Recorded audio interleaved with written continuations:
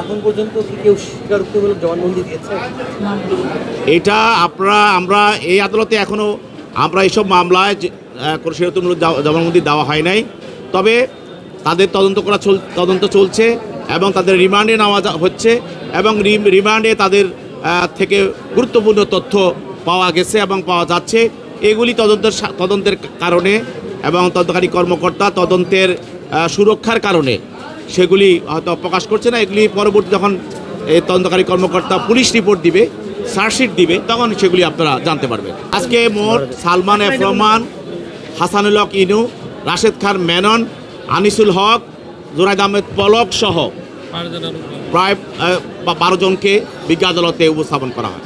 আজকে সেই ফ্যাসিস্ট হাসিনার যারা অন্যতম সহযোগী তাদের মধ্যে প্রায় 12 জনকে আজকে বিজ্ঞ আদালতে বিভিন্ন থানার মামলায় হত্যা এবং হত্যা প্রচেষ্টার মামলায় তদন্তকারী কর্মকর্তাগণ আজকে বিজ্ঞ সিএম আদালতে উপস্থাপন করেন। তার মধ্যে সালমান এফ রহমান, অবৈধ মন্ত্রী আনিসুল হক, অবৈধ এবং তা অবৈধ মন্ত্রী জুনায়েদ আহমেদ পলক এবং পুলিশের কর্মকর্তা চৌধুরী আব্দুল্লাল মামুন, আইজিপি আব্দুল্লাল মামুন সহ প্রায় 12 জনকে আজকে বিজ্ঞ আদালতে বিভিন্ন মামলায় গ্রেপ্তার দেখানোর জন্য, হত্যা মামলায় এবং হত্যা প্রচেষ্টা মামলায় গ্রেপ্তার দেখার জন্য তদন্তকারী কর্মকর্তারা উপস্থাপন করেন। তার মধ্যেই 11 জনকে বিভিন্ন মামলায়, হত্যা মামলায় গ্রেপ্তার দেখানো হয়। আর একজন ফ্যাসিস্ট হাসিনার সবচেয়ে অন্যতম সহযোগী এবং যে ফ্যাসিস্ট শাসন আমলে ইভেন যে জুলাই আগস্টে যে হত্যা, সেই হত্যার সঙ্গে যিনি সরাসরি জড়িত সালমান এফ রহমান, যে বাণিজ্য উপদেষ্টা ছিল এবং এই সালমান এফ রহমানকে একটি হত্যা মামলায়, এটা হল যাত্রাবাড়ি এক থানা একটি হত্যা মামলা, এই মামলায় জুলাই আগস্টের 21/7/24 এক 16 বছরের একটি ছাত্র, খুব বাচ্চা ছেলে, তাকে গুলি করে রাজপথে হত্যা করা হয়।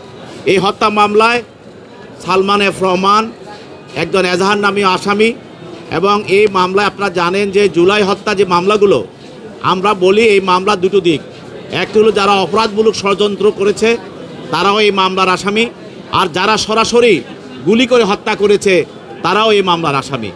এবং যিনি সরাসরি গুলি করে হত্যা করেছেন তার যে অপরাধ এবং যে তার শাস্তি, আর যিনি এই হত্যাগুলো করার জন্য যিনি ষড়যন্ত্র করেছেন তার একই শাস্তি হবে বিচারে।